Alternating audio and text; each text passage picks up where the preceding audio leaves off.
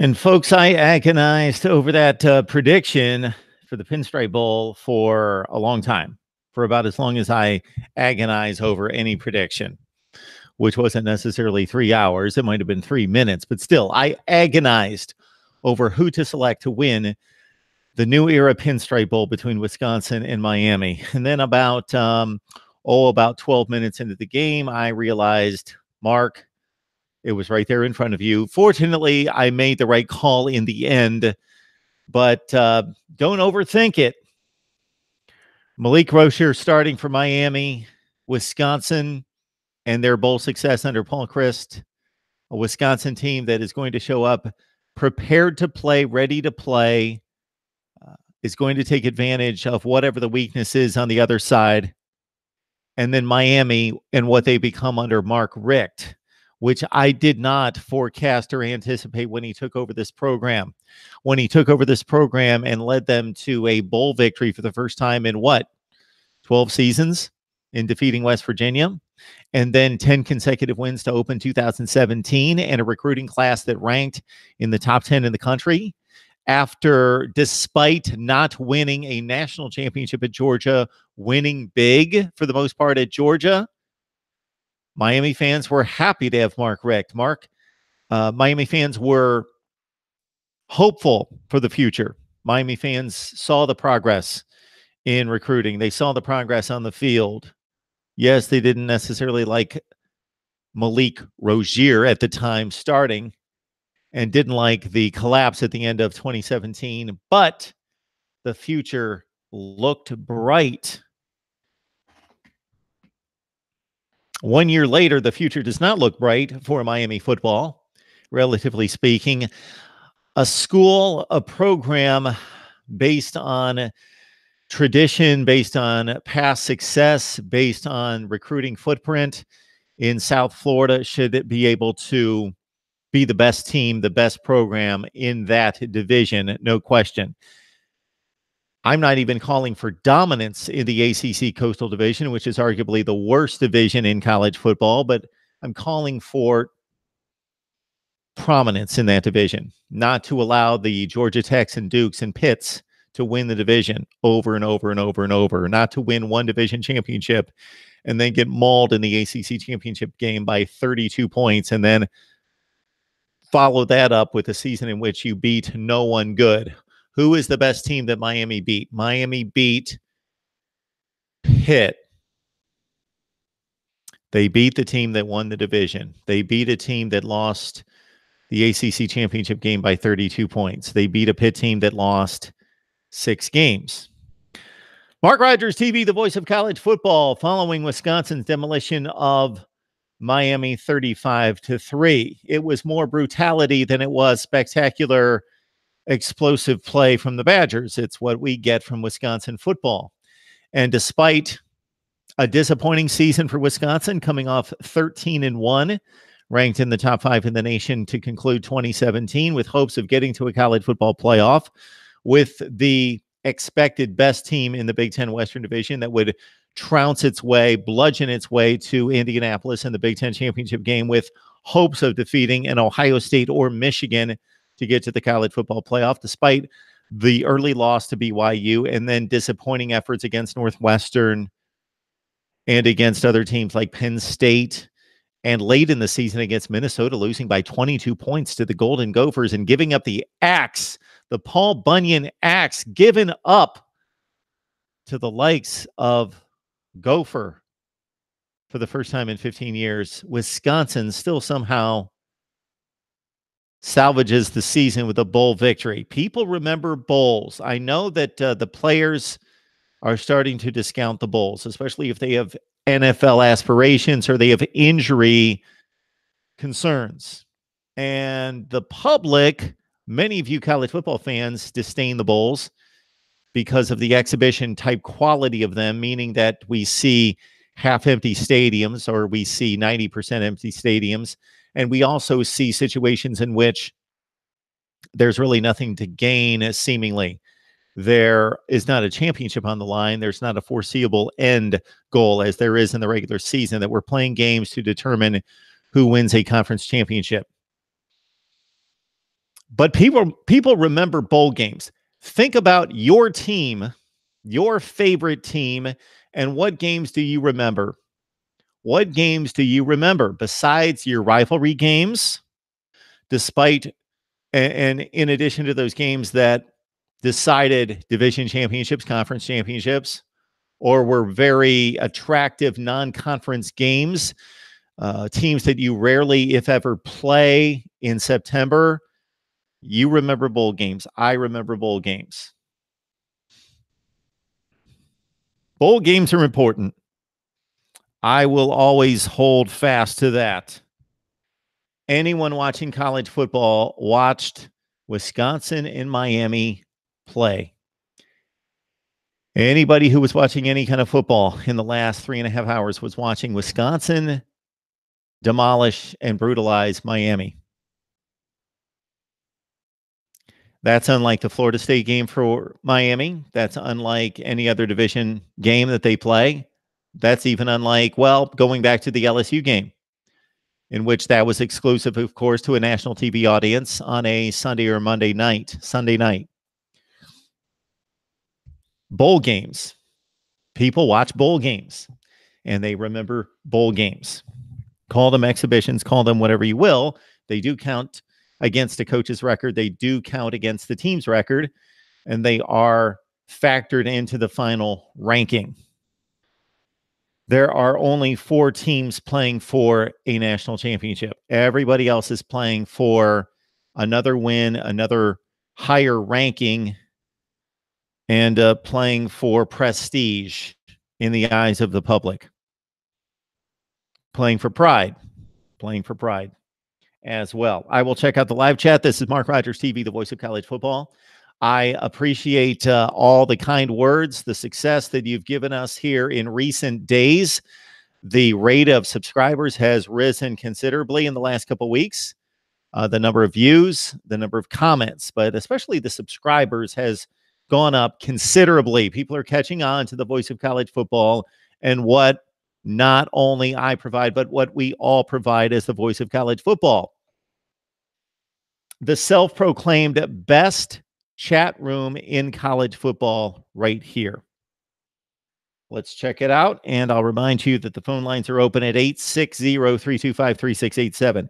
860-325-3687. We can talk Wisconsin, Miami. Earlier, Duke with a huge second half, scoring 42 unanswered points behind the arm and the passing of Daniel Jones, defeating Temple 56-27 in the final game. Well, the only game for Ed Foley in his interim status, once again, doing what he was asked to do 2 years ago as a Temple assistant, and that's take over for a coach leaving for a Power 5 school. 2 years ago, Matt Rule. This time around, it's, of course, Jeff Collins moving on to Georgia Tech, and Manny Diaz, who we saw on the sideline for the final time for the Miami Hurricanes as defensive coordinator, taking over at Temple. But the Owls, after jetting out to a 27-14 lead, were bludgeoned. I use that word with Wisconsin. It doesn't really fit for this one. They were routed. Duke took advantage of a Temple secondary that was not up to the task of TJ Roming and company.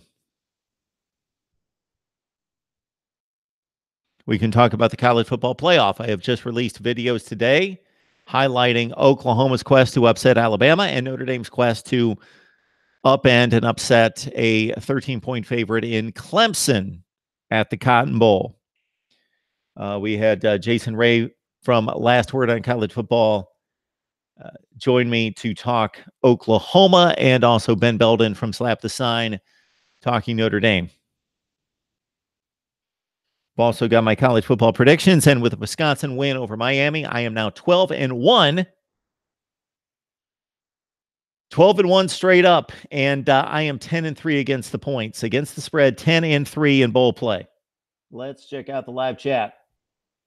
And the number is 860-325-3687. We will take you up at least to kickoff of the final game of the day, the Texas Bowl, with Vanderbilt back in postseason play after missing last year at 5-7.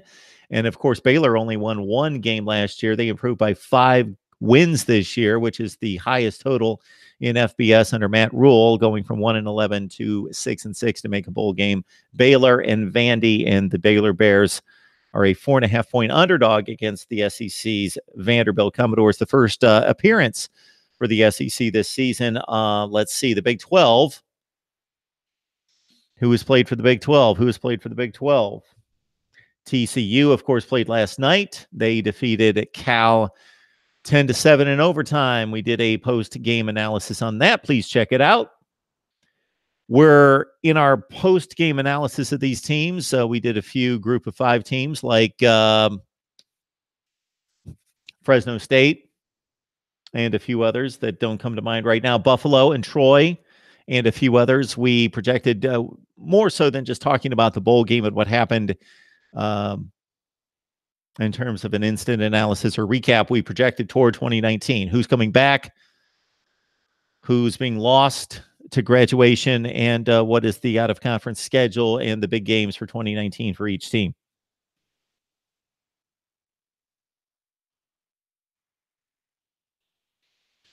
All right. In the live chat, we've got Coach Blocker Dominate the Trenches. Ridiculous game. Coach Blocker Dominate the Trenches. Welcome to Mark Rogers TV, the voice of college football.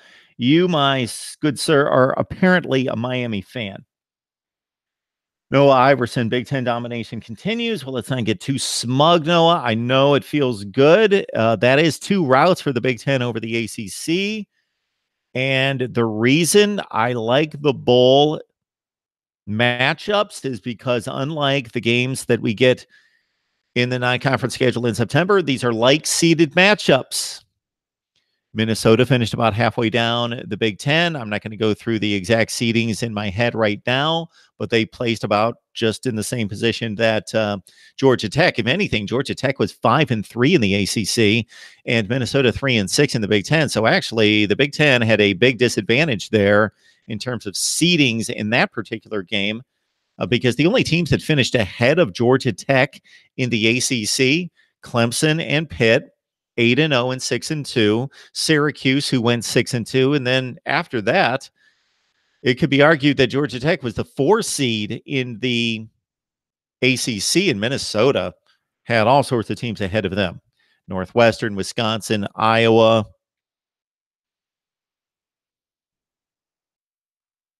Ohio State, of course, Michigan State, Penn State. Like 7 teams ahead of them. Minnesota was about the 8th seed in the Big Ten, but they killed Georgia Tech 34-10 as a 6-point underdog. Wisconsin was a 2.5 to 3-point underdog against Miami. Of course, they killed Miami 35-3, and Wisconsin was 5-4 in the Big Ten, and Miami was 4-4 in the ACC. So again, a like-seeded matchup. So that's what I like about bowl play in terms of comparing the conferences. Throw out motivation. We cannot conjecture on motivation. If you're not motivated to play, don't play. Don't come to the game and play. Don't make excuses that you weren't motivated. Are you an athlete? Are you a competitor? Then be motivated to play. Come to play. Don't lose and then say we weren't motivated because we have such bigger aspirations to go to the college football playoff or to play in bigger bowl games than what we made, what we earned here this season. Therefore, we weren't motivated. Well, you know what? Then you're not a competitor, but don't make excuses. So I understand the people that say, well, we really can't take the bowl results and make too much out of them in comparing the conferences. Yes, we can. There were a few different words that were going to fly out of my mouth there, but yes, we can, because we can hold the coaches, the players, the programs to the standard of there is a game scheduled.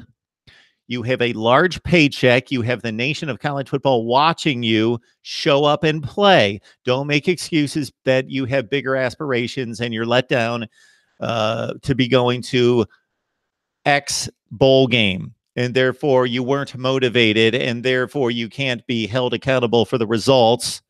And therefore, well, this particular team lost, but, you know, they weren't motivated because, of course, the other team was much more motivated. You know what? You're a competitor, show up and play.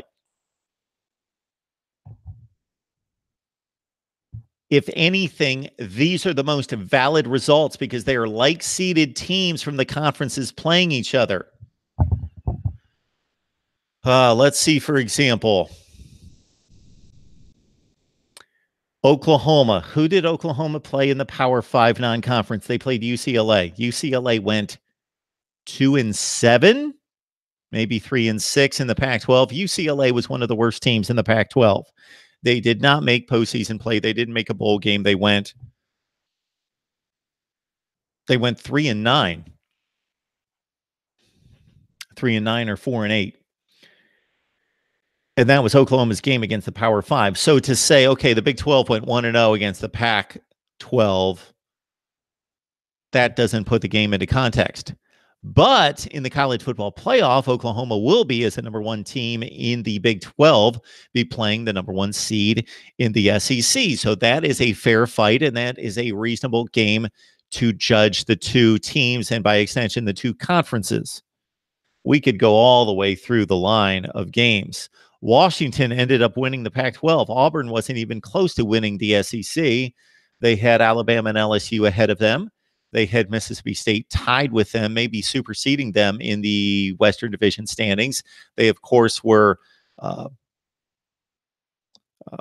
buried in the standings on the other side by Georgia and Florida and Kentucky. So Auburn was really like a 5th or 6th seed in the SEC, but they ended up beating in week 1 Washington. So that's a big credit to the SEC, taking their 5th or 6th seed and beating the number 1 seed in the Pac-12. And again, as I mentioned to somebody earlier in a live stream that we did earlier today, who was asking for me to compare conferences or rank conferences, that's what I do during the off season.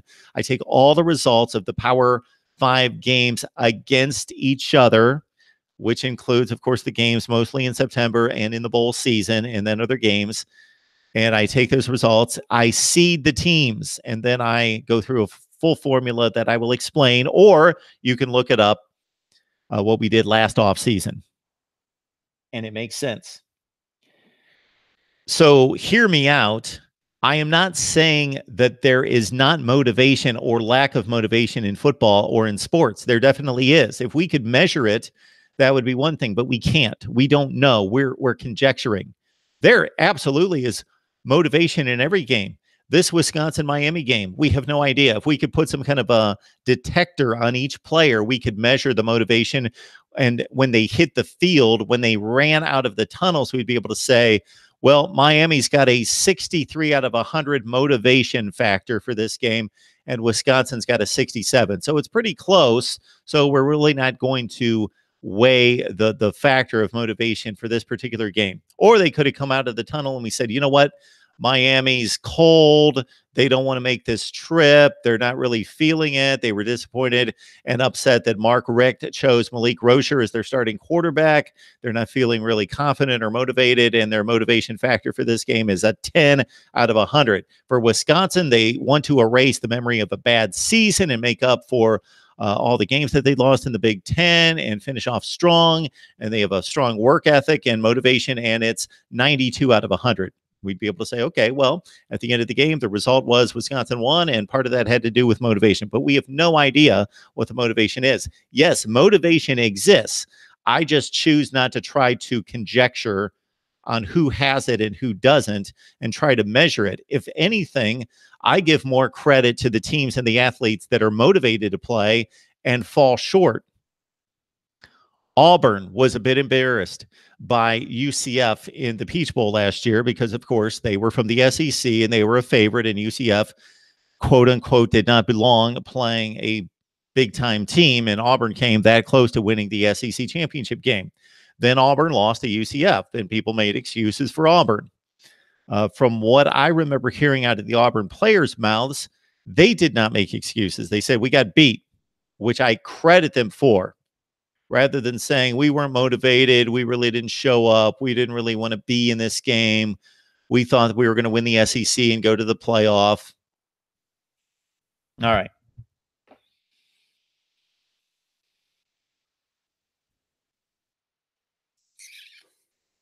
Noah Iverson, 9-1 the last 2 years in bowl games. Yes. Howard Smooth. Welcome to Mark Rogers TV, the voice of college football. He isn't worth a hot cup of coffee. Throw his ass in the trash. I believe he's talking about Mark Richt. That would be my guess. Howard, welcome to Mark Rogers TV, the voice of college football. Please tell everybody you know we're here. We're talking college football. Poet 247. This, besides Noah's comments early in the chat, it does my heart good to see new contributors to the live chat. I have yet to see any of these people. Poet 247, welcome to Mark Rogers TV. We are the voice of college football. Yet they want to rank 9 SEC teams in the top 15 when they can get away with it. I mean, Kentucky was up to 10th at one point. Kentucky, Florida, Mississippi State couldn't possibly be overrated. All right, I'm trying to follow your logic here, Poet 247. Yes, the SEC might be slightly overrated, and that's one of the reasons why I don't use the national rankings. But those are pretty good football teams, and I believe Kentucky's fairly ranked. I know they're not impressive with the way they play, especially on offense, but they do have a legitimately top 10 defense in the country. Kentucky does. They are that good on defense. And they really did not play a non-conference game where they had a chance to prove that because, of course, they played Louisville in the non-conference, and Louisville was beyond atrocious. But Kentucky beat South Carolina. They held them to 10 points. They held Mississippi State to 7. They held Vandy to 7. And I know it's just Vandy, but it's a Kyle Shermer-led Vandy team that scored a lot of points this season. Kentucky was good. They took Texas A&M to overtime on the road. They beat Florida by 2 scores. They beat Missouri on the road. Thomas Towns, welcome to Mark Rogers TV, the voice of college football. It's great to have you.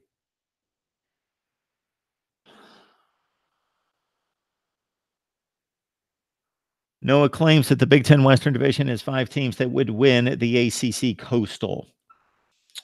Well, this is all conjecture, but this is what we do. We talk college football, and we talk about things that don't necessarily pertain to reality. We can't move Minnesota to the ACC Coastal to play next year and see what would happen. That would be fun. We should displace one team in every division every year and send them to another division to see how well they would do and have the fans vote. So, for example, take a team from the SEC Western Division that is a bit stuck in that mid-tier range and has been Texas A&M. Send them somewhere else. Could they win the Pac-12 South? Could they win the ACC Coastal? Could they win the Big Ten Western Division? Dennis, I know it's a rough go for you. What can I say? Wow. 7-6. 7-6 against not a difficult schedule. LSU in the non-conference, very formidable game, but the other 3 non-conference games, very winnable, and they did win them. Toledo's decent. And then there was no Clemson on the ACC schedule. There was no North Carolina State. There was no Syracuse. They had a pretty light touch in the ACC. They play in the worst division of the 2. And they played, of course, Florida State, who is way down. And their other non-division game was against Boston College. Of course, they lost that one at Chestnut Hill by a couple scores. And then they played this Wisconsin team that went 5-4 in the Big Ten. Was not a great vintage Wisconsin team. This is not a better one of the better Wisconsin teams. So, Dennis, I don't know what to think about your program. I don't want to overstate this, but if we take circumstances into account and if we take expectations into account, so the current coaching staff, head coach, personnel on the roster that's coming back next season, the recruiting class that's coming in, which is very unfavorable for a Miami standard, and then also against the expectation that this school is going to compete for division championships. They should own the division. This might be, and again, I'm basing this against the expectation, might be the worst Power 5 situation in the country.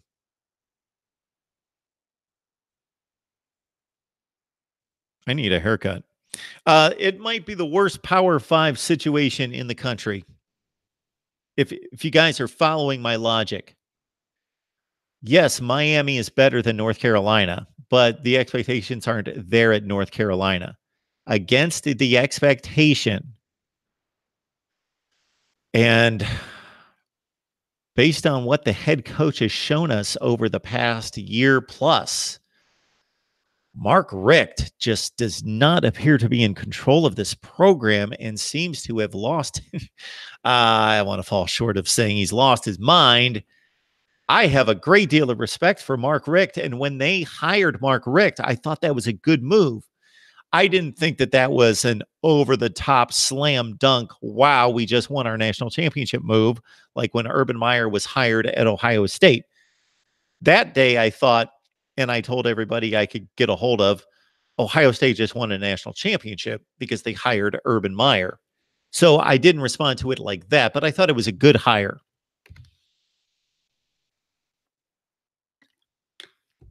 And I respected what Mark Richt accomplished at Georgia. Even though he did not win a national championship, he won, I believe, 3 SEC championships. He consistently won 10 or 11 games. His low water mark was going 9-3 at Georgia. He did have an 8-4 team. But if you run through his performance at Georgia, and I know it now pales in comparison to what Kirby Smart is doing at Georgia, but consider before Mark Richt arrived at Georgia, look at Georgia football from the time that Vince Dooley concluded his run in the late 80s through the time that Mark Richt took over in, I believe, 2002. Georgia was good. They had some good teams, but they were kind of like a LSU during that time as well. They were, I would liken Georgia's run from the late 80s into the early 2000s to, they weren't Michigan State. They weren't that good. They were North Carolina State. They were North Carolina State. Georgia football from the late 80s into the 2000s, they were North Carolina State. They were going 8-4 most of the time. And then Mark Richt took over, and they suddenly were going to big bowl games, winning a lot of games, consistently contending for the SEC championship, not accomplishing a lot of championship runs, not completing them. But I respected what Mark Richt accomplished at Georgia. Now, again, it's not as impressive now that we've seen what Kirby Smart can do with Georgia-type recruits. As of 1 hour ago, Saturday Down South is running an article, Is Mark Richt officially in the hot seat following a bowl loss? Social media weighs in. Okay, well, we don't know that. We can put him on the hot seat, our hot seat, as public opinion, but we don't count.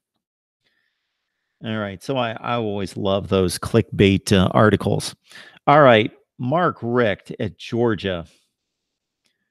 And for those of you who've been watching me for a long time, know that I hold myself accountable to almost know this stuff off the top of my head, but I'm not going to try to squeeze my brain right now to go through Mark Richt's records at Georgia. So let's read them. This is what he did. And here's his record each season and the ranking at Georgia. Starting in 2001, 8-4, number 22 in the country, 13-1, number 3 in the country, 11-3, number 7 in the country, 10-2, number 6 in the country, 10-3, number 10 in the country, 9-4, number 23, 11-2, number 2, 10-3, number 10, 8-6 unranked, 6-7. Remember that team? Yeah, they lost the Liberty Bowl. Unranked, 10-4, number 18, 12-2, number 4. Of course, the famous team that lost to Bama in the SEC championship game, in which they made it all the way down to the 4-yard line when the clock ran out. Okay, in 2013, then 8-6 unranked, 10-3, number 9, and 9-3, number 25.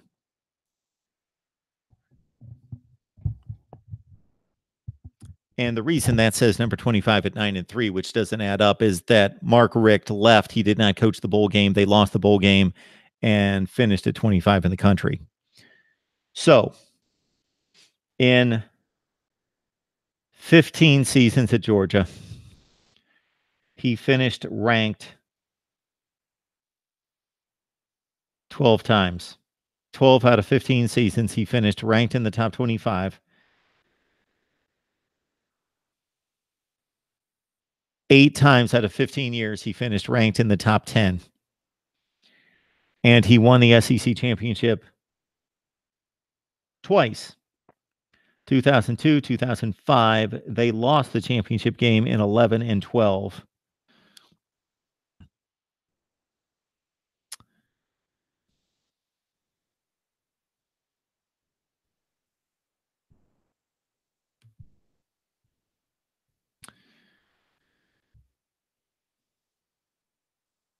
Has anyone tried the call-in number? Possibly does not work. Let's see. 860-325-3687. I will ask all of you who do not subscribe to our newsletter. I did not release one this past week because of the holiday. I should have announced that, but I'm going to ask you to subscribe to our newsletter. It's free. It's free, and you get college football information, and you get to keep up with the channel and all the happenings with me. Not whether I'm doing my laundry today, but professionally.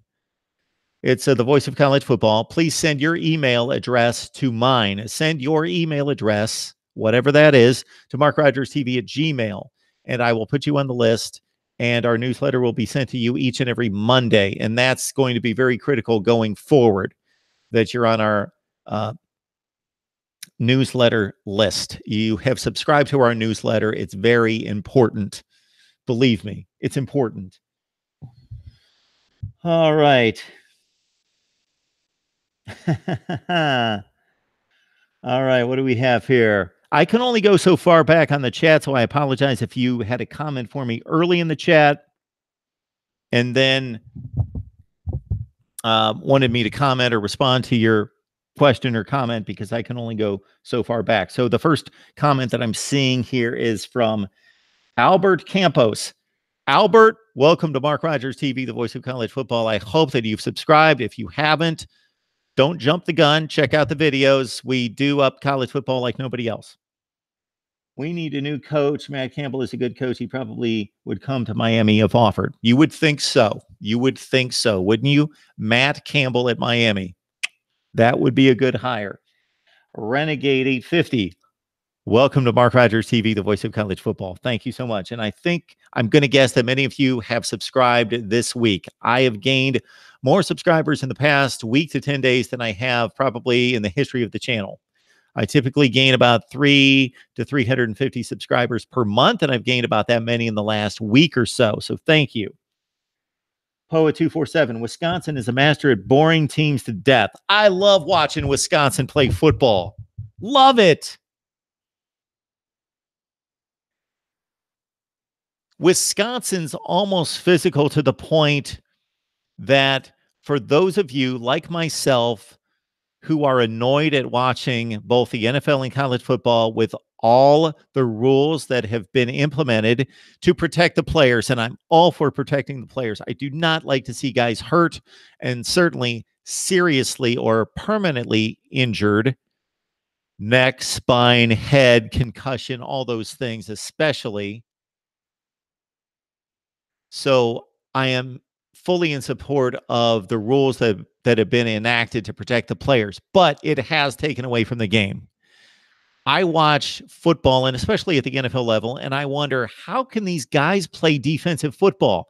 How can they do it? I saw Jadeveon Clowney on Sunday in a key drive that eventually led to the Eagles kicking the game-winning field goal. He came through the pocket, and he barely dropped his head about that much. And Jadeveon Clowney is a tall dude, and he barely did that, and he hit the quarterback cleanly right after he released the ball, Nick Foles. And I thought it was a clean hit, but by rule, he dropped the crown of the helmet barely, and he got slammed with a 15-yard penalty. Now, the reason why it's so unfair is that if Jadeveon Clowney would have hit Nick Foles straight up, he would have slammed his headgear right into Nick Foles' headgear, and he would have gotten called for that. The reason I'm saying all that is that Wisconsin is able to kind of circumvent the extraction of the physical element of football that we're experiencing based on all these crazy rules that limit the defenders from laying wood on the offensive players. And Wisconsin replaces that with just brute force. Offensive lines just beating down, fullbacks just beating down the defense. They do it in a wrestler's sort of mentality, with a wrestler's approach. It's beautiful. Wisconsin is not boring. Now, see, and Poet, obviously, you have your right to say whatever you want and have your own opinion. This is my opinion. If every team in America did what Wisconsin does, then it would be boring. Then it would be boring. Then we might as well turn on ESPN Classic and watch a bunch of games from 1970. Have you ever done that? Flip on a bunch of games from 1970. You can look them up on YouTube, and God bless those people back then. That's what they had. That's what they loved. The earliest games that I watched back in the late 70s with a wishbone and with other teams running out of the power I. And when I say power I formation, most people think of two backs. No, I'm talking about three backs in the backfield because you only had one wide receiver. We loved it. That's all we knew. So, no, I would not want to revert to that and have every team play like that. Wisconsin threw 11 passes tonight. No, I don't want that's the beauty of it. They're unique.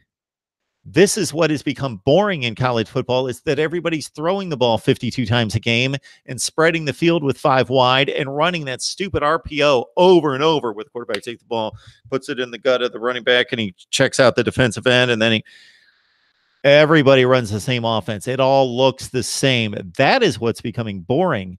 When that was implemented by a few people 10 to 12 years ago, it was exciting because it was new. It was different. It's like, what are they doing? They're running like a wing T, but it's foundational to a passing attack instead of what it was back in the 1920s and 30s and 40s when it was a rushing offense.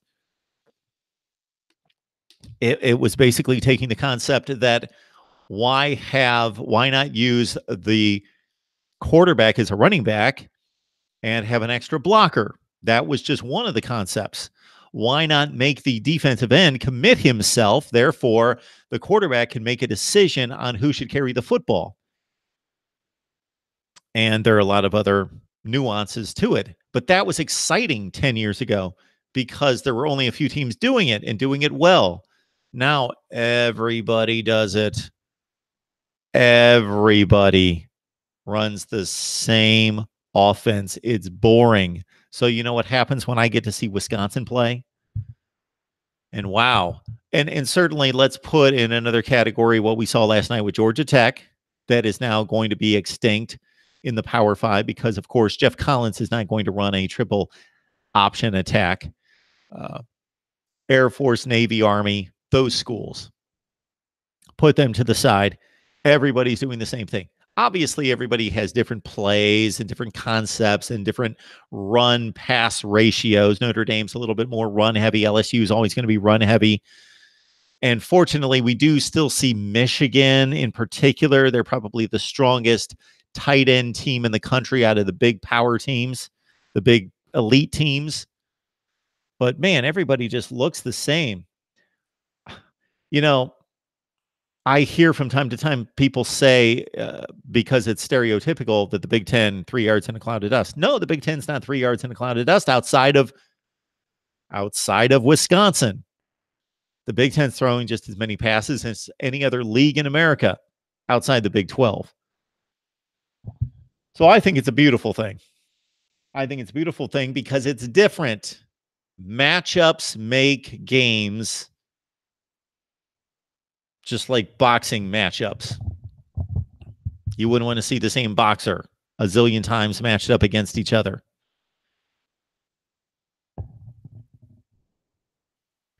Dennis Wilson, I bet Al Golden and Randy Shannon sitting back laughing at this program. Mr. Mark is the truth. So eyes open. Eyes open. This is a new handle for me to see. This, I believe, is the first time you've ever commented in a live chat or to a video. So welcome to Mark Rogers TV. And then I sometimes find out for these people that are commenting for the first time that you've been watching for a long time. You just didn't feel like commenting. And that's fine. You don't need to comment. I wish you would, but you don't need to comment if you just want to take it in. But welcome. J.A. Astafan. If the BOT does not fire Mark Richt after these pathetic seasons, they are complicit in killing the team. Okay.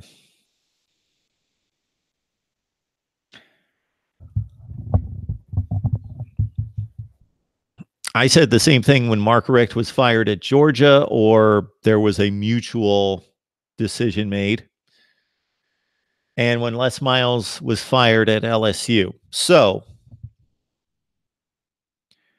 you have a job, I have a job. We are paid a certain amount of money against the industry standard. We should have an expectation of our performance communicated to us based on how much money we make and what the expectations are and what they're stated. Well, if Jim Harbaugh was at Maryland or Rutgers, the expectation would be completely different than being the head coach at the University of Michigan. That's why he's facing so much scrutiny. He's being paid Urban Meyer, Nick Saban money. Therefore, he needs to perform like Nick Saban and Urban Meyer and contend for national championships. Likewise, was Les Miles a good football coach? Did he produce good teams at LSU? Yes, he did. They were good. So on one hand, we could say, my goodness, what does he have to do? 9-3 is not good enough. You know what? Not based on what he's being paid, it's not good enough. Les Miles was being paid to win and contend for SEC championships and by extension, national championships. So was Mark Richt. He was a top 5 to 10 paid coach. He was not producing at that level, or had not been the couple seasons prior to his dismissal. Although Mark Richt really did not underachieve for long, like one season at Georgia. Les Miles, following the 2011 championship run to the BCS, from 2012 on through when he got fired, which I believe was a few games into 2016. I think they lost at Auburn to go to 3-2. He had 4 or 5 seasons in which he was going 8-5, 9-4 over and over and over. And Les Miles was being paid to win SEC championships, contend for the national playoff. And he was not able to do that. So the amount of the compensation determines what the expectations are. So I relate this to the Mark Richt situation, assuming, I don't know off the top of my head his compensation. I assume he's being compensated like a top 10 coach in the nation. Therefore, we're looking at season number 1. He comes in, they go 9-4, they win a bowl game, they finish on a strong note, a good note, they have a good recruiting class, all is well. He gets off to the 10-0 start, and despite some warning signs offensively, especially, and of course at the quarterback position, all was well at 10-0 despite some narrow misses, some narrow wins. They, of course, collapsed. The Wisconsin game wasn't awful in the Orange Bowl last year. The Clemson performance, I think, was very concerning, and they in that they did not compete. Clemson had one of the 3 or 4 best teams in the country. I did not expect them to take Clemson to the wire or certainly not win the game, but they should have shown up. They should have been prepared. That should have been a 27-17 kind of game. And I believe most Miami fans would have been okay with that kind of effort, but they did not show up. They got obliterated. That was the game that concerned me. You would think that the other 2 games would concern me because Clemson's the best team that they lost to last year. But it was actually the Clemson game, because the Pitt game, you're going to have a slip up once in a while, and they really weren't that good to be 10-0. So that game could have come in game 5 or 6 against North Carolina or Duke, and they could have beaten Pitt and been 10-1 and won the division, if you follow my logic. And then it wouldn't have stuck out like a sore thumb, like you were 10-0, you're playing for the playoff, you go to Pitt against a bad team and you lose. Instead, it would have been, oh, you slipped up way back in October, you recovered, everybody's going to lose a game, almost everybody in the country, you're 10-1, you're going to the ACC championship game. So I didn't have as much trouble with the Pitt game. It was more the Clemson game, playing for a championship and not competing and not being prepared from a scheme standpoint to take on Clemson.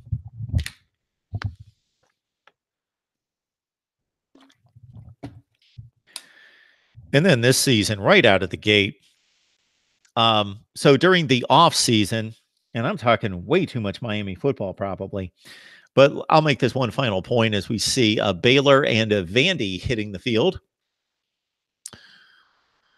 That the issue I had with Mark Richt's decision to start Malik Rocher is, number one, he's not a good quarterback, so he should not be starting.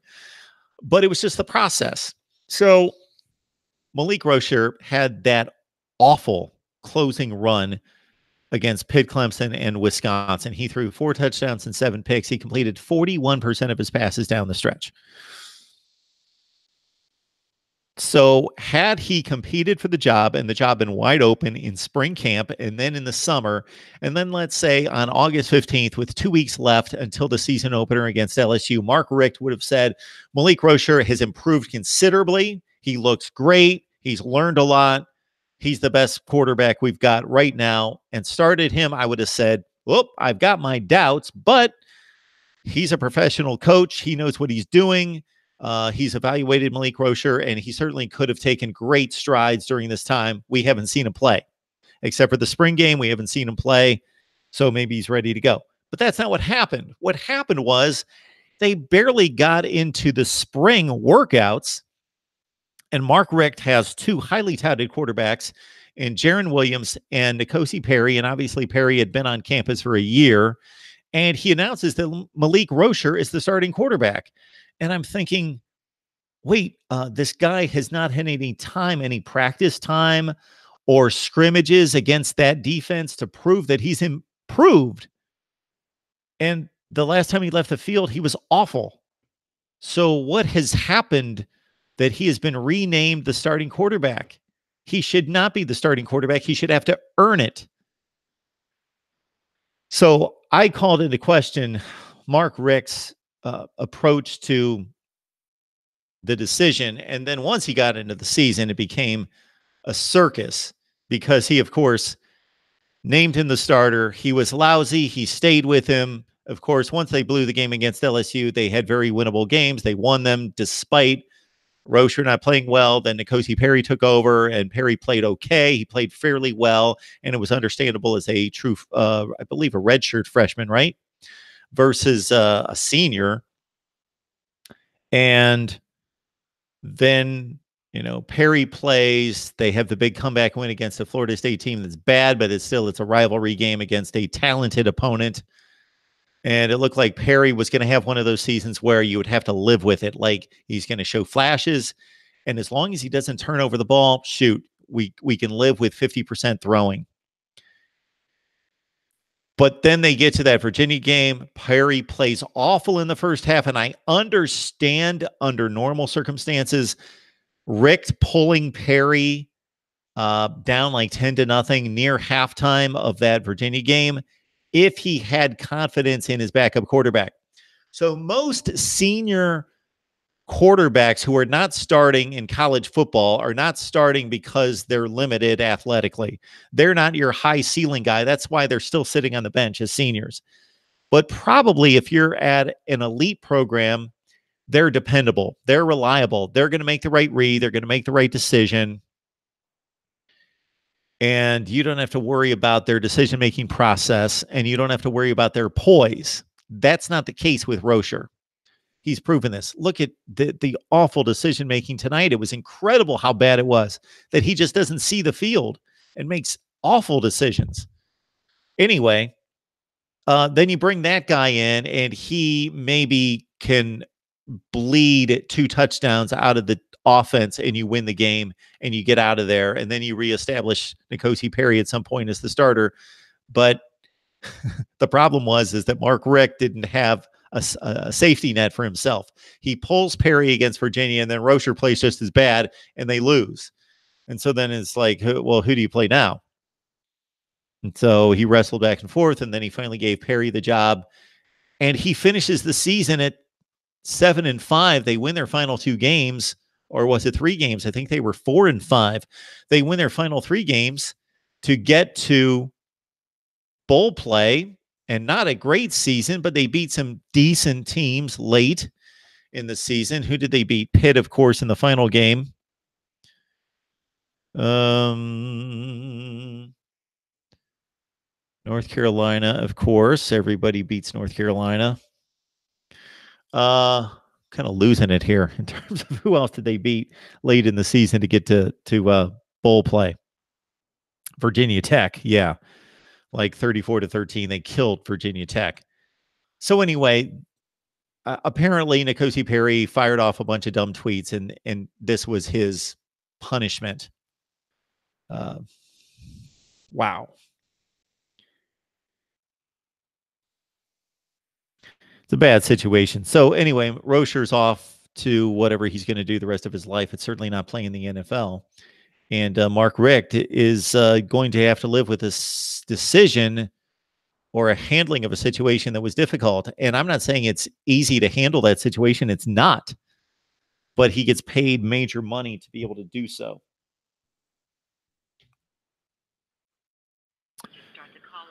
All right. Hey, it's Mark Rogers TV, the voice of college football. Who's on the line? Mark, I called to help you out, and I'm listening to the show. Happy holidays, DeAndre. Thank you so much, DeAndre. How are you? Good. Happy holidays. Yes, happy holidays to you. Clemson. Yep. Let's talk about Clemson and Notre Dame. It's going to be a great game. What's the stuff that Dexter Lawrence had in the system? You know, I've only heard about that on the TV and watching the games. I have not read any articles on it. And I heard him respond that he doesn't know what happened.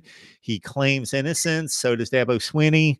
Well, Dabo Swinney obviously doesn't know everything that he takes, but he is sticking up for the kid's character. I don't know. You know, we can look into it, but I don't know. I haven't read anything on it. Yeah.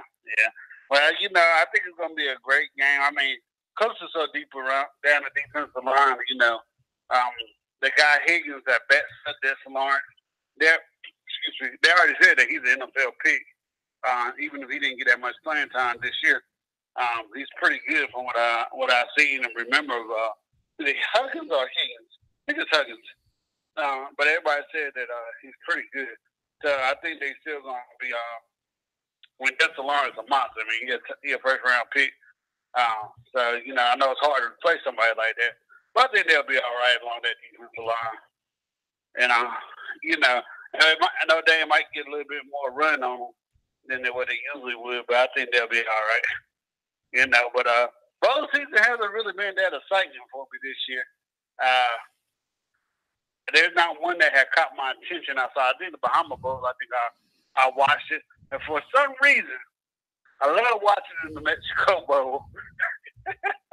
What's that? I don't know why, Mark. The New Mexico Bowl. That bowl I always watch every year. I don't know why. Okay. That's one of my favorite bowls right there. Oh, I can't even remember who played in it right offhand.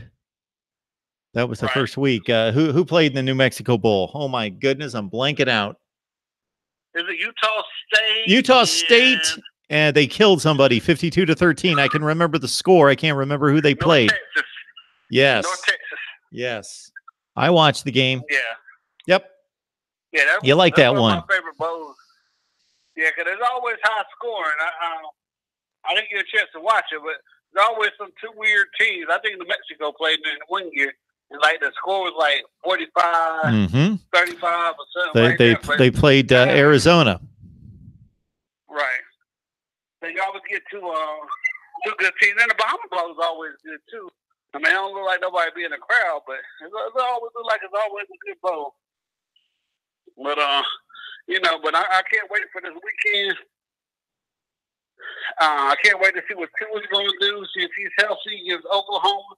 I can't wait to see what Oklahoma's do, because I don't think this is one of Alabama's best teams as far as defensive wise. So I want to see what Oklahoma's going to do against Alabama. But you get Nick Saban 4 weeks to prepare for somebody, they're going to give him a hard time. So he's going to find every weakness in somebody. So I think that Oklahoma's going to be in. He's going to be real high scoring. Oklahoma's going to lose, or Oklahoma's going to get blown up. That's the way I look at it. But I think Alabama's going to come away with a win there. So, Yeah, like I've said a number of times, I think it's fairly simple analysis to say that Alabama has nearly as good an offense as Oklahoma, if not better. In terms of NFL players, Alabama actually has a better offense than Oklahoma. In terms of the productivity on the field right now, I'm going to separate them by saying Kyler Murray's an X factor in the running game that Alabama doesn't have with Tua, or even with Hurts. Hurts is an extremely good runner, but Kyler Murray's like a Michael Vick kind of runner. And so Oklahoma is slightly better on offense because of that. The offensive line is really good. It's almost like an SEC offensive line, or it is. Right. But without if Hollywood's healthy for Oklahoma, that changes things. Right. I do think, yeah, Marquise Brown. Yeah.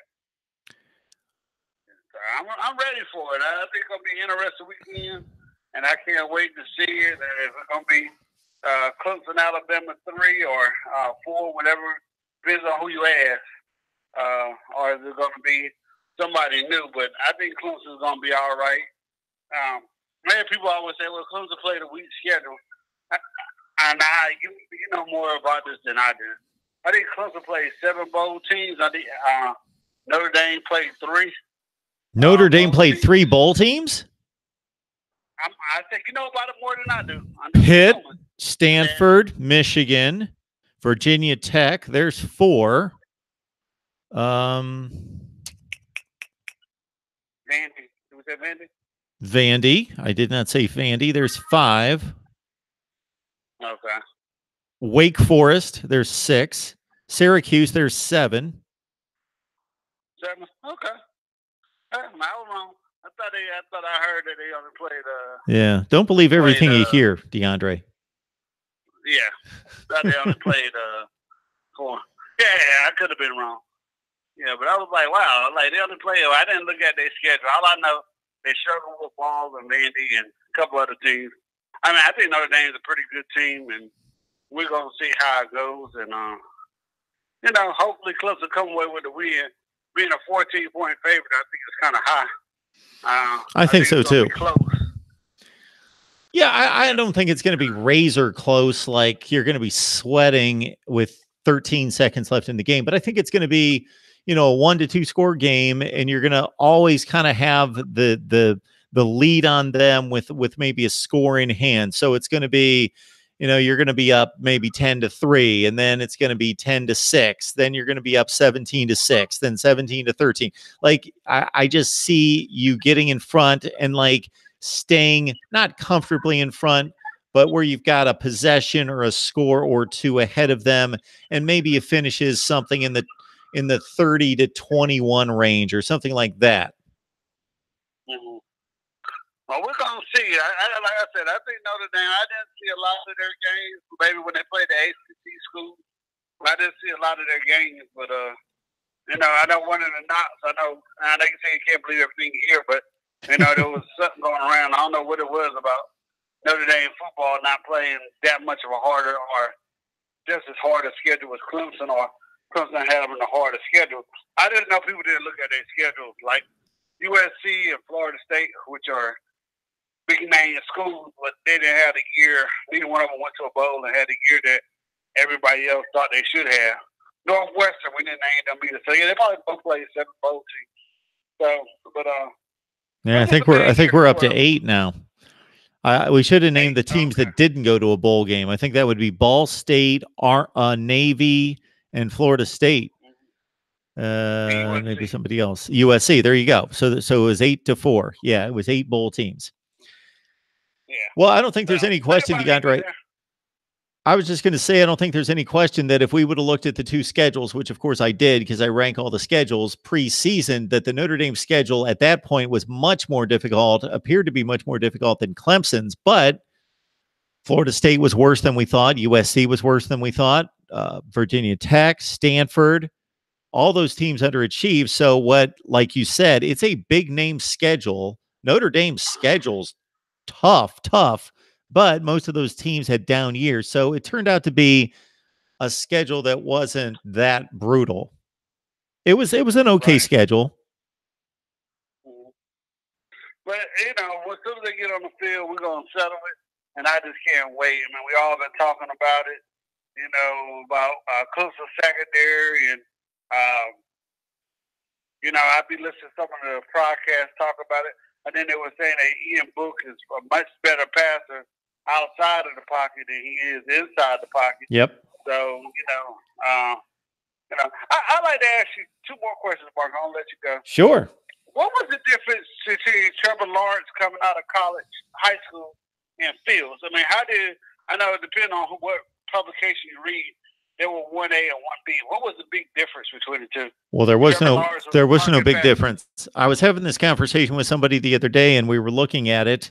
And actually, I just released a video on SD1 Sports talking about the Justin Fields situation, but where, depending on your publication, you nailed it. One of them had Fields 1, Lawrence 2. The other one flip-flopped them. They were neck and neck in the running for best quarterback out of high school. And at least with Trevor Lawrence, we can now see why. He's the deal. Justin Fields, we don't know. We don't know yet.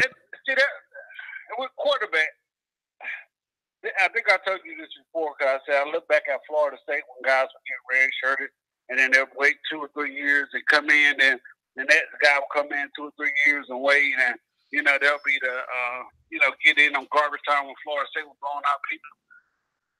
But I couldn't understand, why would you go somewhere where you already got established quarterback 5? You know, people were talking about these guys, they throw more and they, you know, all these passing camps and they go to all these camps. Go to a school where you have a chance to start at. You know, like Fields. I mean, yeah, I know you might love Georgia in your heart, but go to Florida. You know, Fromm took them to a national championship game. I said, well, he wants to compete. I mean, Fields might be good. I don't know, because I didn't really see him play this much this year. But Fromm just took him to a national championship game. I don't think he's going to push that guy out. I mean, that's the way I look at it. I mean, I see some of the guys, like Zamir White. He was the #1 running back coming out of high school last year. He's from my area. Yep. I seen him play, and I couldn't understand. Georgia has Swift, Vander Holyfield. I'm like, why go to Georgia and you can go to North Carolina and get on the field fast, or state? You be on the field. I mean, don't get me wrong. I understand that you're trying to compete, but for a starting job. But your main goal is a business and to showcase your skills at that level. And I just don't understand why some of these guys, like offensive linemen, I understand. They could put 7 offensive linemen out there, run an elephant packet like Stanford used to do when they were getting all them offensive linemen, and have the running backs like McCaffrey and them just run through the hole. But I can't understand why some of these guys are just ganging up at one school. Even Clemson with wide receivers is lovely, but how many balls do you got to go around for you to put a showcase on? And you got other schools to go to. And that's what I think did Florida, Miami, or Florida State in at some point, that all these guys are going to one school, like, why go to Florida, Florida State, and Miami when I can go play at some of these other schools? And I don't get it. I mean, I'm sure I've never been to Athens, Georgia. I'm sure it's a lovely place, but I'm sure you can find another place to play. And I think with Georgia Tech finally getting a coach that's not going to run the triple option, I don't know what he's going to run there. I think that's going to break up some of that talent that Georgia, Clemson, and Florida is going to get, that has been getting over the years. That Georgia Tech is a nice campus, and I know they don't have the money that Clemson and Georgia has, but there's no reason why they all these people should be ganging up at one school. You know, you like to see teams dominate, but when they dominate to the point that you can't, you know, that you always in the same teams, I mean, like, dang, come on, let's look at something else here. Like, I mean, there's no reason why Georgia Tech should be. I'm not gonna say bad because they've been decent and gone to bowl games, and I think they have won an ACC championship in the last 10 years under Paul Johnson. But there's no reason. My last question. I was looking at Georgia's schedule, and I go back to this Georgia, there's some of the other SEC schools, and everybody says, well, the SEC got to play each other. That's why they play such a weak non-conference schedule.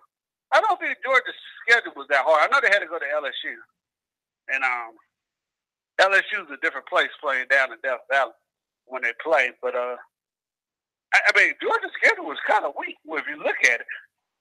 I mean, not saying that South Carolina, Florida, and Kentucky were bad teams, but I didn't look at their schedule. I mean, they played Austin P and two other really bad teams, and they played Georgia Tech at the end of the year. And I was kind of shocked how bad and how not difficult the schedule was this past year. So, DeAndre, somebody backed out on them. Yep. Yes, sir. Well, I was just going to say that, as you know, I rank all the schedules at during the off season. And off the top of my head, I believe I ranked Georgia as having the easiest schedule in the SEC. And I think it was around number 42 in the nation out of the 68 Power 5 teams. That's where I ranked them because, like you said, they're obviously the best team in their division. So they don't have to play the best team. They're playing all the other teams. On top of that, yeah, they had the trip to LSU. They always play Auburn, which I think all of us expected Auburn to be a good team, better than they turned out to be, like a top 15 team.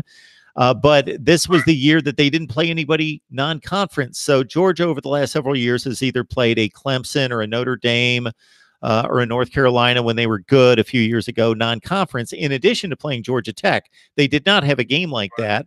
So they played 3 awful opponents, as you mentioned, Austin P and a few other teams like that, in addition to playing Georgia Tech, who Georgia Tech's a top 50 team in the country. They're not that good either. So, yeah, the schedule was not daunting for Georgia. They didn't really show us anything for the first 5 or 6, really until they played Florida, was the first good team that they played, and that was 6-7 weeks into the season. Right. Yeah.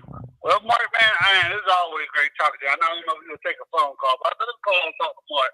Now, you talk about Miami, and, you know, and I was telling Lonzo this, and you know, everybody's going to take up for their team. But from what I read and from what I've seen, our Miami program doesn't have that much money. I mean, I'm not going to say they're as bad as Wake Forest or Boston College as far as money, but I read some of them publications because I keep up with the local schools and Clemson, of course, and somewhere Boston College because my friend is the athletic director at Boston College. But,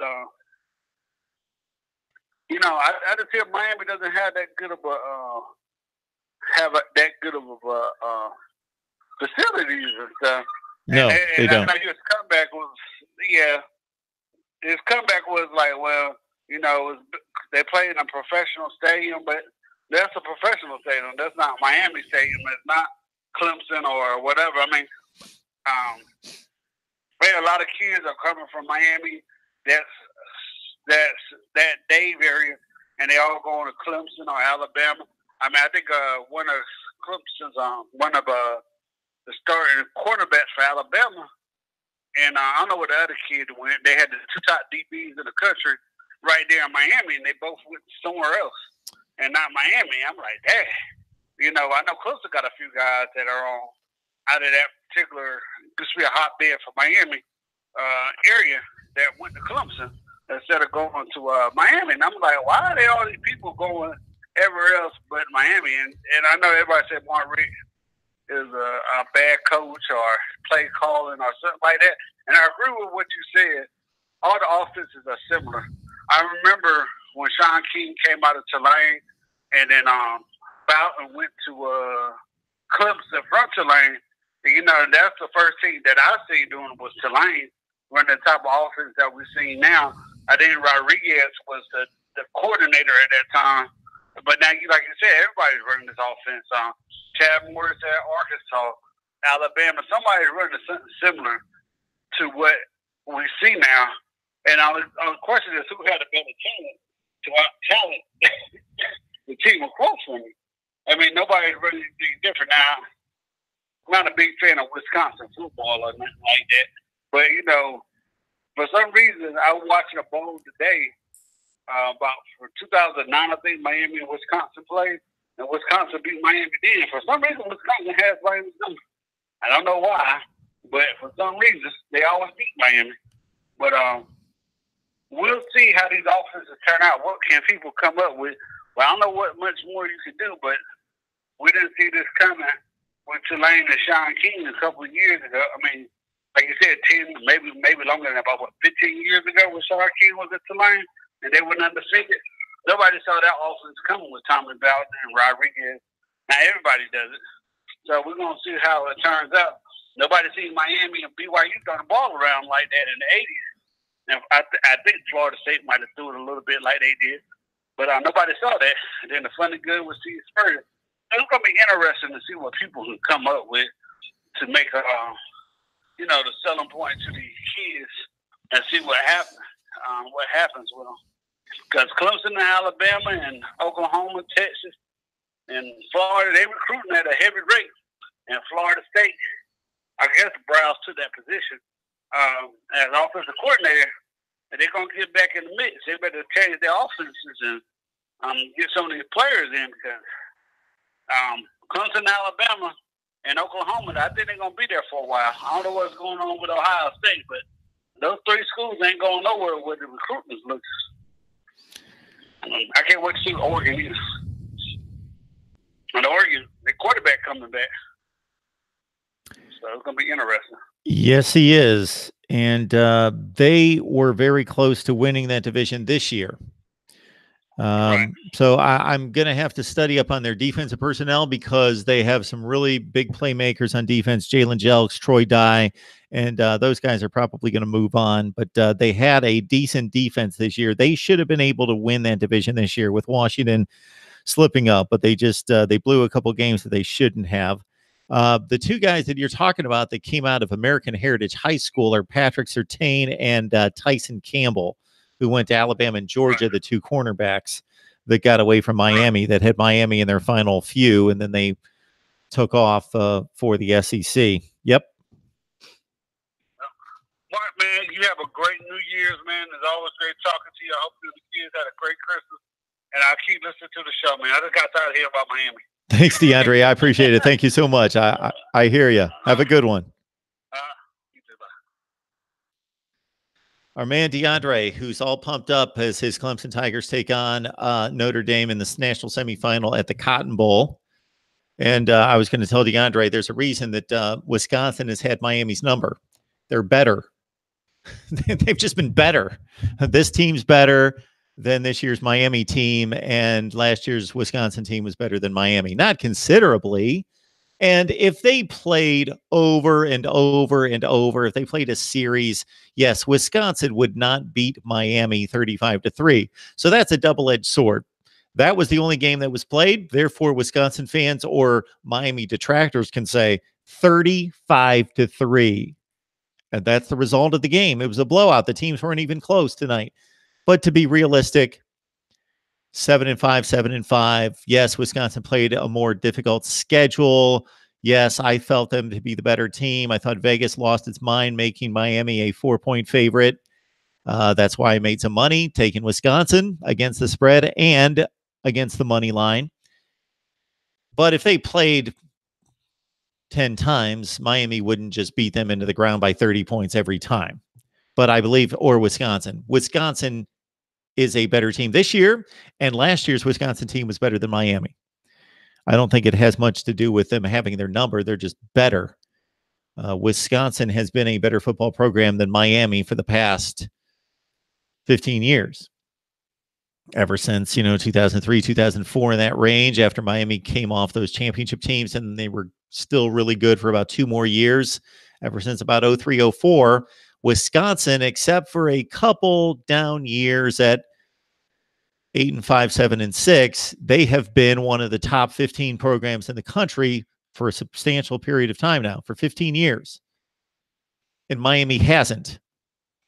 And I know that Miami fans who have orange and green colored glasses would like to think, and they're probably right to some extent, that they have a more talented team, a more talented roster. Their players, if they all lined up the Wisconsin players on a sideline and the Miami players and they ran a 40-yard dash, that most of the Miami guys would finish ahead of the Wisconsin guys, maybe. But after a while, you got to stop saying, we're more talented, but somehow they beat us. No, Wisconsin's just better. Wisconsin's been better than Miami for 15 years. Almost every year, they have been better. Go year by year by year and see Wisconsin, Miami. And Wisconsin's typically played in the better conference and still been better with a better record and beaten better teams.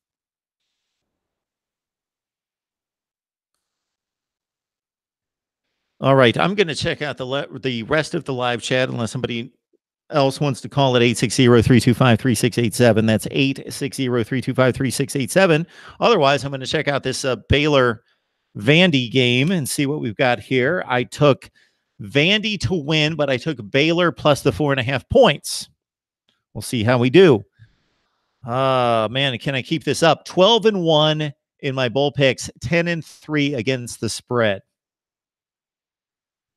All right. I'm never going to be able to pronounce your name, but I appreciate you jumping on board here. Amadou X Pro. I feel they should drop some of these bowls and teams that weren't in the top 3, at least in their division. But who is they? So I get that you don't want to see marginal teams playing in bowl games. I get that you don't want to see 6-6 Vandy and 6-6 Baylor, but I don't have an issue with this. But I understand the point that other people do. They don't want to see marginal teams playing in bowl games. But as long as there's a sponsorship, and as long as people will watch on TV and go to the games, more so watch on TV. Not a whole lot of people will travel to go to these games, but people watch on TV. This will outdraw any college basketball game this weekend by far. It won't even be close. So people love watching bowl games. They love watching football. So as long as there's a sponsorship and they can make money and bring the teams to the site, then I don't know who they is that's going to outlaw these kind of games. You should just not watch those games. Make your bowl season everybody 8-4 and better or something.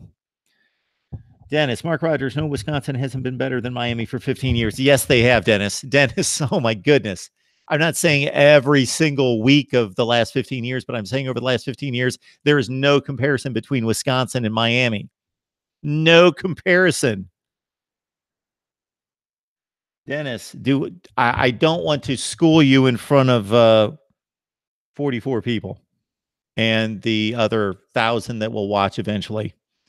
Dennis, please don't make me do this to you. There's no comparison between Wisconsin and Miami the last 15 years. Wisconsin has been regularly ranked and usually ranked in the top 10 or 15 in the country. Year after year after year.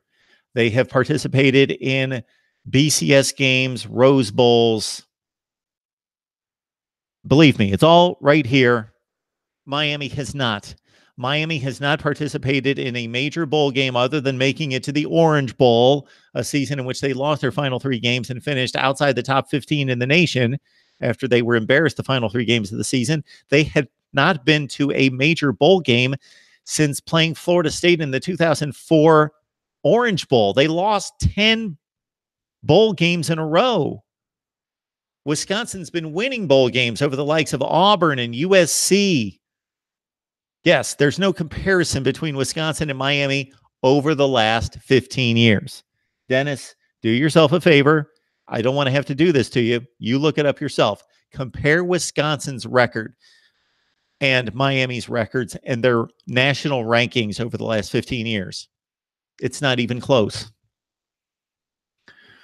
Wisconsin won a Big Ten championship in 2010. They won a Big Ten championship in 2011 and 12. So they're just in that small little pocket. Wisconsin won a major conference 3 straight years. Miami, when is the last time Miami won a conference? And when they did, it was the awful Big East Conference that had no business being part of the BCS.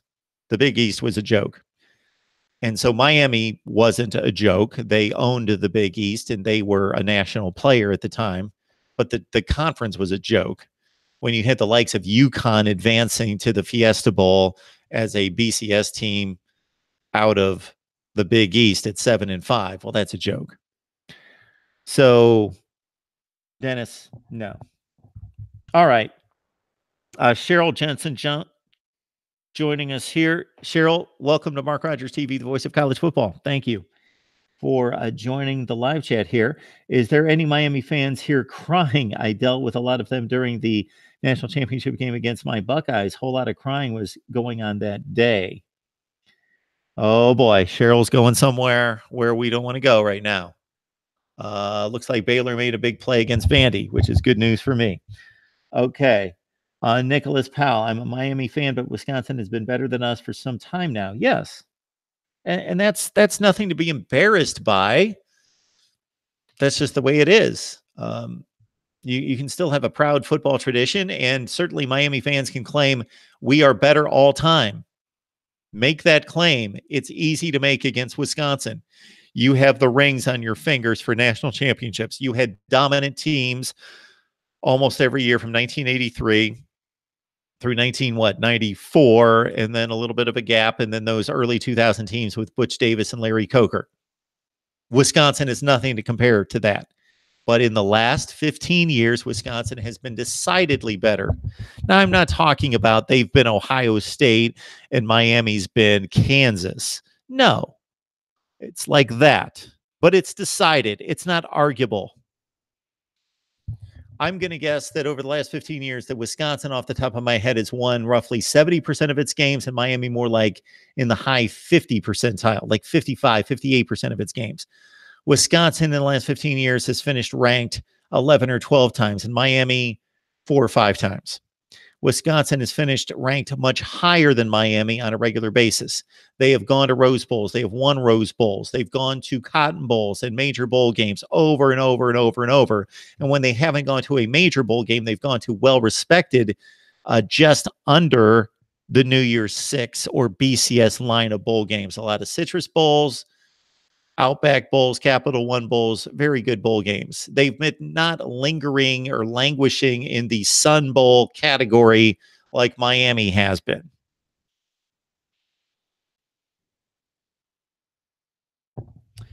Miami, says Jamie, will be a natty team when they are getting 20 of the top 30 South Florida players every year. Well, if they can do that, they probably would. Sean Duffy, if the Big Ten has another 7-1 type bowl season, will they leave a Big Ten one-loss champion out of the playoff again? Well, Sean, apparently that has nothing to do with the two things. The College Football Playoff Committee could look at the Big Ten and say that's the best conference, but they did not produce one of the 4 best teams. Those are two. I agree with you. I want to see the conference champions in the playoff.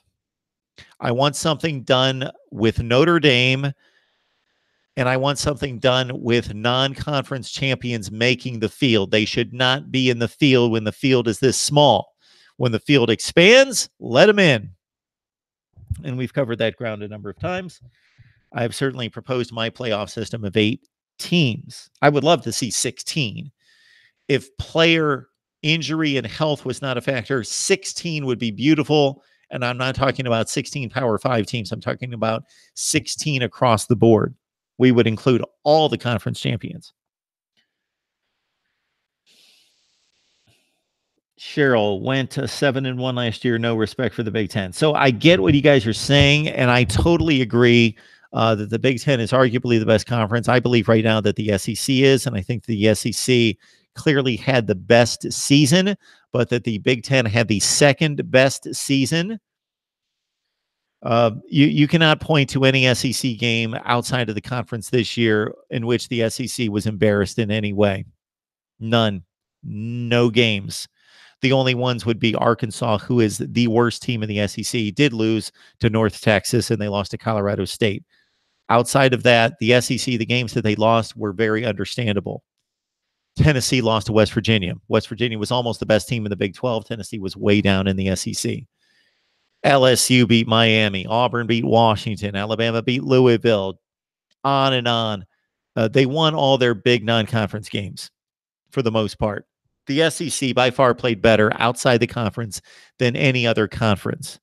But your point is well taken. Yes, the Big Ten has played extremely well outside the conference the last 2 years, and even before that. But you could have the best conference and not necessarily one of the 4 best teams, and that's what the committee is claiming.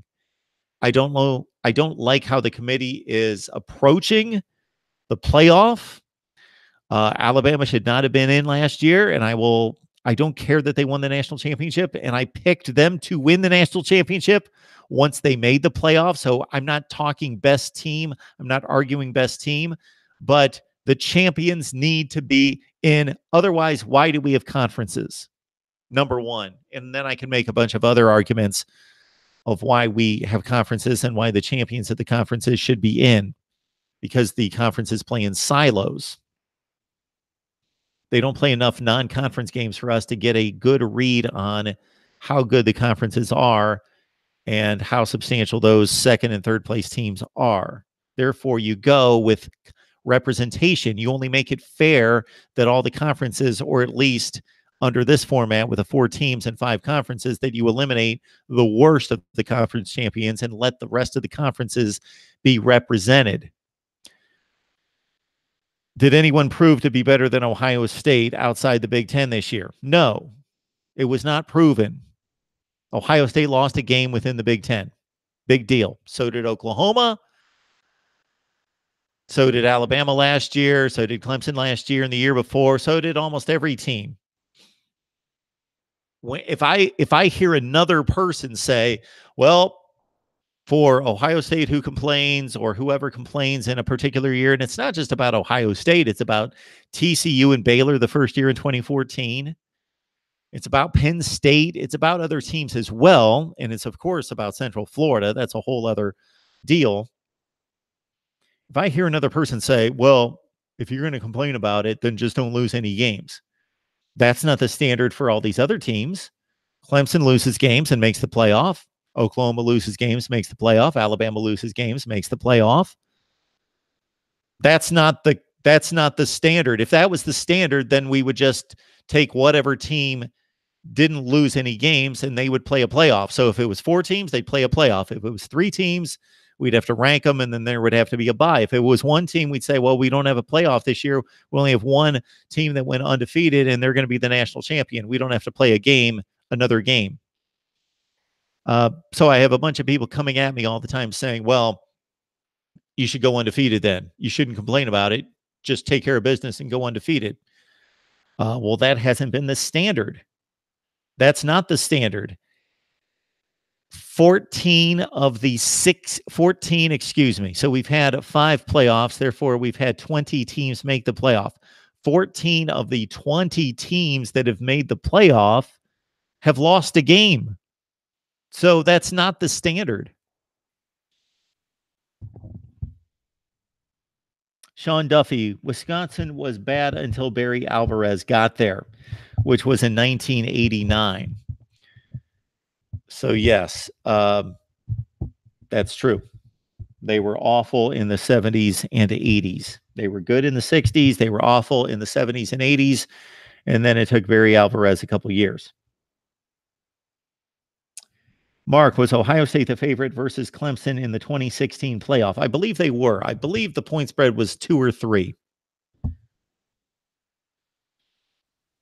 Cheryl, I agree. The Buckeyes should have never lost to Purdue. It was their fault. Yeah, certainly. So I had no issue, and I said this all week leading into the playoff decision, that I had no issue with Oklahoma being selected over Ohio State, although I didn't think it was fair, that I could make a case for Ohio State playing a more difficult schedule, having better wins, that Oklahoma also struggled for the to counter the Maryland 52-51 game. Oklahoma had its Oklahoma State 48-47 game at home, in which Oklahoma State could have converted a 2-point play and beaten them. They had their Army game in overtime. So Oklahoma had plenty of examples of almost getting upset. But of course, their loss was not as bad as Ohio State's loss. So the committee had to have a tiebreaker, and that apparently was the tiebreaker. So the committee being in that predicament, I understand their decision. They went with worst loss is out. But I don't think it should come down to that. If you're 12-1 and won a major conference, and somebody else went 12-1 and won a major conference, there shouldn't be a distinction between those two standards. You should both be in a playoff. Not Purdue blew out Ohio State. Well, Oklahoma got to avenge its loss. Well, Ohio State can't help that it didn't get to avenge its loss. If that's criteria for the playoff, then what we need to do is say, okay, Purdue, strap up the gear. We've scheduled a game for 3 days from now. You're going to play Ohio State again because we want to see if they can avenge that loss. If we're going to make that criteria, then we need to set up those games so that everybody can be measured equally, because that's idiotic to give one team a pass to say, well, they kind of canceled this loss by beating this team, but the other team didn't get to cancel its loss because they didn't get to play that team again. If anything, that team wasn't good enough to make that rematch in the championship game in the conference. Absolutely, Army's not a joke. I get that. But Army, you understand, James, that Army is not a Power 5 11-win team. Yes, they played well against Houston. They scored a zillion points. They played well against Oklahoma. They took them to overtime. Yes, but Army is not an 11-win team like a Power 5 11-win team. They're a Group of 5 team. They would win 6 or 7 games in a Power 5 league. So that would have been another ugly loss or ugly near loss for Oklahoma. If Army played in the Big Ten and was 6-6 and Oklahoma was taken to overtime by Army, we'd be saying that's an ugly game. Though I understand that Armies, no, they're not bad. They're a good team. But they're like a top 40 or 50 team. I know they're going to get ranked, but they're not that good. All right. A lot of bias on the committee, probably. James, that was not my point.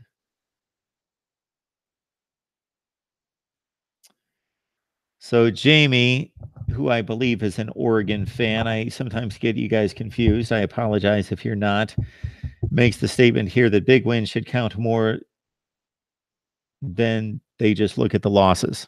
I think that's what he's saying. And I drove home that point at this point last year over and over and over and over again. So I'll say it one more time. What was the game that was recited more than any other game in college football at the end of last season? It wasn't even close. Iowa 55, Ohio State 24. That was the reason Ohio State missed the playoff. And yes, they should take a beating for the beating that they took against a 7-5 Iowa team. I get that. But if you're going to hold that criteria to losses, then you should hold that criteria to wins and make the statement that Ohio State beat a quality top 15, 10-3 Michigan State team 48-3. So they put down a beating on a really good team, and Alabama didn't have a game like that. Who did Alabama beat in the top 15, 48-3? What was the Alabama equivalent of the Ohio State beatdown of Michigan State? There wasn't one. But did anybody other than me say that or make that argument or point? No. Everybody just said Iowa 55, Ohio State 24. And yes, that should be weighed heavily. And even though I thought Ohio State should have been selected last year, I understood the Alabama decision. I didn't think it was just absolutely crazy. It was similar to the Ohio State decision over Penn State the year before. In my estimation, in my approach, Ohio State would be selected as a Big Ten champion over Alabama because, number one, they were the Big Ten champion and Alabama did not win a conference championship. Number two, Ohio State had better wins. But all I have to do is go back to number one, because in my system, we would only be looking at conference champions if we only had a 4-team playoff. Once we go to 8 teams, then we do different things and we allow wild cards. And then the year before, the same thing. I certainly understood why Ohio State was selected. They only had 1 loss, much like Alabama the next year, versus Penn State having 2 losses. Plus, they had a better resume than Penn State.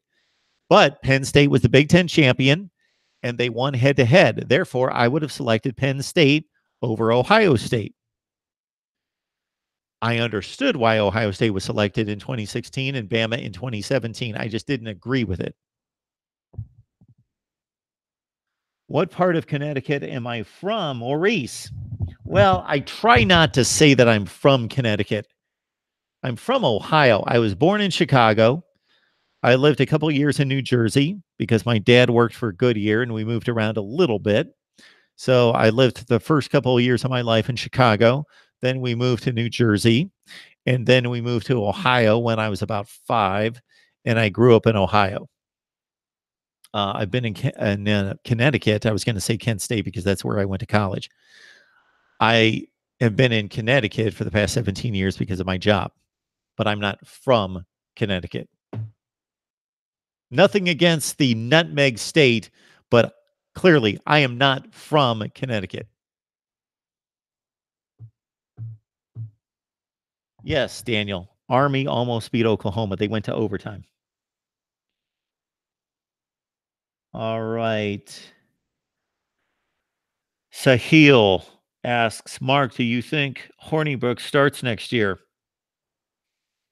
I think it should be a competition based on what I've seen of Cone and based on what I've seen of Hornibrook, who I don't think improved this year. That was another hope for Wisconsin this year, is that the Hornibrook we saw in the Orange Bowl last year that threw 4 touchdown passes and threw for about $260 and went like 24 for 34. I'm kind of making up stats, but that's in the ballpark. That we were going to see continued progression and he was going to stop making the scattershot throws on a consistent basis because he's got throwing talent. He's got arm talent, but he just didn't progress this year.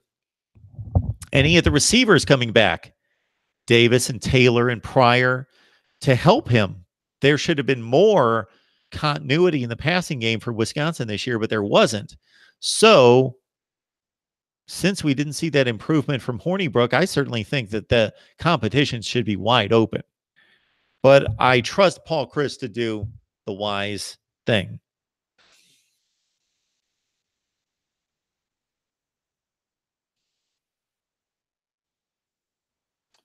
Amadou X Pro, and I hope I'm saying that correctly. I think Mark explained his feelings with how it should have been handled at Miami, but it's really who's going to hand the ball off to that stud running back. Clemson has not been favored in a bowl game since 2012 until this year. They are favored over Notre Dame, which is a great point.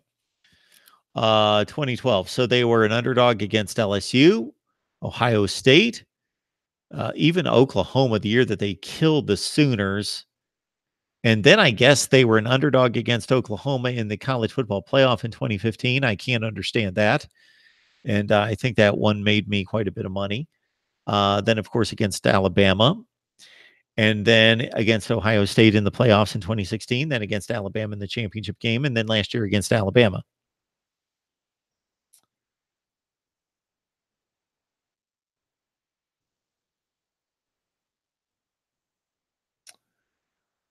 All right, folks. I am going to shut down, but I've got a few things to say real quick. If you want to hang on, if you don't, certainly it's a free country. Uh, so I see a lot of new people here on the live chat, so I appreciate it. I love the core group of people that I have that have been with me for a long time, that have supported me and encouraged me, and so it's great to see the old guys and the old names in here. But man, I love seeing a whole lot of fresh blood in the live chat. So thanks so much for joining us. I hope you had a great Christmas or whatever version of holiday that you celebrate. That you had a great time with family and friends and loved ones. And Happy New Year to you as well. And I'll be here talking college football each and every day. There are a number of happenings surrounding Mark Rogers TV that I can't go into right now. Some unfortunate circumstances that I have to deal with. I would ask, if you love college football and if you have any interest in my channel here, that you would subscribe to my newsletter, The Voice of College Football. So please just send your email to mine. I promise to not clutter up your inbox. I will only send the one mailing per week. And also think about it. Yes, I will have your email address, but you will have my email address as well. So it's a fair trade-off. So I'm not going to do anything crazy with your email. I'm a very honest person. So just send me your email address to MarkRogersTV at Gmail, and I will send you the weekly newsletter, The Voice of College Football, which basically is just my take on college football. A lot of stats, facts, and trends, updates on the channel. And it's important, especially going forward, for a number of reasons. So we're facing a number of challenges here that I can't go into, but in regards to the continuance, that's not a word, the continued status of the channel. So thank you so much. And for anybody that's joined us for a first time or just stumbling upon us just here in the last few days, I think you get the idea that we talk college football and we try to do it for the hardcore smart fan. And I'm not perfect. My analysis is not perfect. It's flawed, but it's not seriously flawed. It's logical. It comes from a base of knowledge and watching the game for a long time and knowing football and working in the TV industry and the sports TV industry at the highest levels for a long, long time, longer than I would like to admit. So this only works because you guys chime in and you guys provide your analysis and your thoughts and your feelings and your vibe, as well as just me. So I'm the voice of college football, but basically, even beyond that, we are the voice of college football. It's your voice. You've got a voice. I've got a voice. And we bring on the voice of the best bloggers, broadcasters, and writers in the nation. So again, if you're stumbling upon Mark Rogers TV, maybe for the first time, or you've only checked out a few videos, look through the videos and you can see that we provide what we feel is top-notch debate, discussion, and analysis, even throughout the off season. Rankings and ratings and recruiting updates, and we do everything you conceivable. We rank the conferences, we rank the players, we rank the schedules, we do historic analysis, everything right here at Mark Rogers TV. And even though right now I know that Vandy is up, I think 10-7 or 10-3 or something like that. What is it? 14-3, 14-10. That I'm even, because I love college football, got this on DVR. I'm going to start it over and I'm going to break this one down as well. I try to both preview and predict, and then also provide instant analysis and recapping of all the bowl games. I don't get to all of them just because I've got a job and I've got all sorts of other stuff going on, but I get to as many as possible. And hopefully my prediction record will hold. 12-1 in bowl play right now, and 11-3 against the spread. And with Baylor scoring, that's a good thing for me. So they just scored to take what should be a 3-point lead. I've got Baylor in 4.5. Vandy, I believe, will win the game. Oh, we got James here chiming in. Miami football since 1929 all time has won 66.7% of its games. Wisconsin 58.4 since 1889. Okay. That wasn't my point, but that's interesting. Since World War II, it's been a tug of war between Ohio State and Oklahoma as to the best record and winning percentage in college football. All right, everyone. Thank you so much. I appreciate it. And if you do any shopping, let's say you do some post Christmas shopping, you will help out the channel immensely if you do me this one favor. Go into the comments section, the description section, I should say, description section of any of the videos.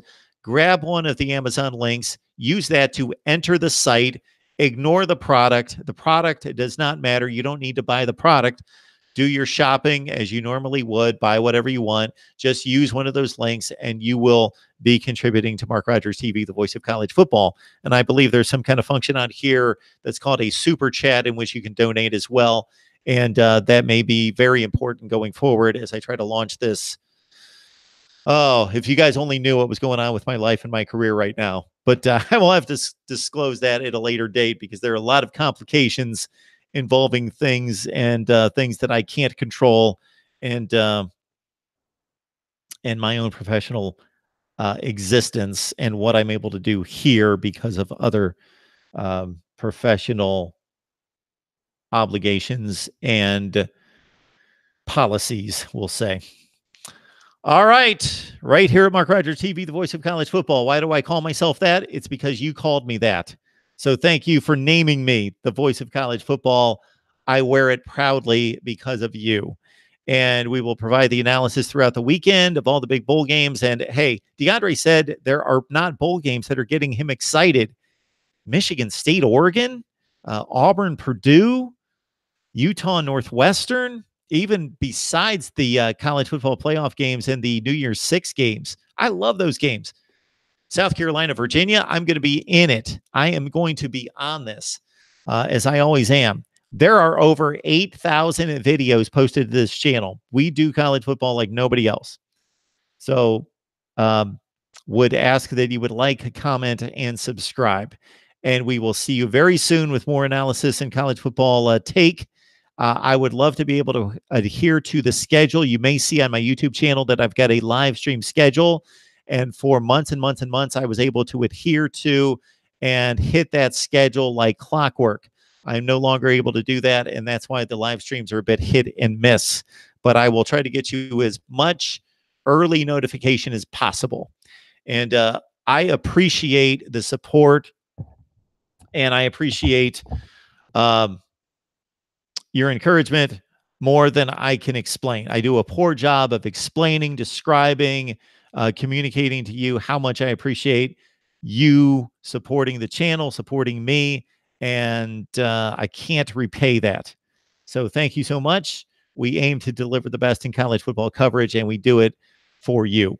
Right here at Mark Rogers TV, the voice of college football. We will see you soon. And I'm going to check out the live chat to see if there's anything I missed.